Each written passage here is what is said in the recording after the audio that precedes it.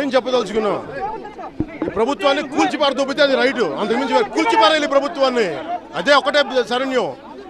వీళ్ళు ప్రజాస్వామ్యం గురించి మాట్లాడతారు, ఇక్కడేమో వైఎస్ఆర్ గారి విగ్రహాన్ని పెట్టుకున్నారు, అక్కడేమో నందిని కూల్చేశారు, అందరూ పూజించుకుని నందిని కూల్చేశారు, పివి నరసింహారావు గారి విగ్రహం కూల్చేశారు, ఇందిరాగాంధీ గారి విగ్రహం కూల్చేశారు, మహాత్మా గాంధీ గారి విగ్రహం కూల్చేశారు.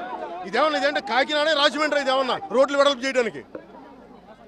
ఈ వీళ్ళ ఎమ్మెల్యే ఆళ్ళ రామకృష్ణారెడ్డికి పెద్ద మాకే కదా అది, పెద్ద కాకానిలో ఆయన ఇంటి ముందు 15 అడుగులు, అక్కడ లేదు విస్తరణ, అక్కడ వర్తించదు, ఇక్కడికే. అయినా ఏదైనా మాట్లాడదామంటే మీరు ఎవరు ఆపడానికి? అంటే ఇదేంటి? ఏప్రిల్ నెలలో మార్చి 14 ఇప్పటి గ్రామస్తులు మాకు సభకి ఇచ్చారనగానే వీళ్ళ మీద కక్ష కట్టి ఏప్రిల్లో డెమాలిషన్ నోటీసులు ఇచ్చారు.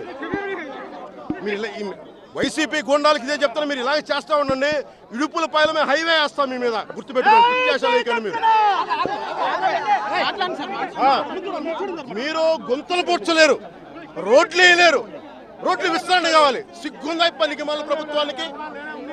మేము గుండాలా? మేమన్నా పోలీసు వ్యవస్థ కూడా చెప్తా ఉన్నాం, రేపులు చేసేవాళ్ళని మీరు రక్షించండి, కూల్చేసేవాళ్ళని కొమ్ము కానీ మేమేం చేస్తాం?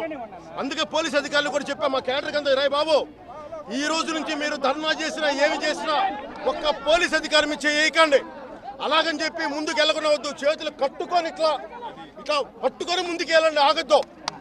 ఇదే పోలీసులు కూడా మన సోదరులే, వారికి కూడా కష్టాలు ఉన్నాయి, దృష్టిలో పెట్టుకోండి. మొత్తం సక్సెస్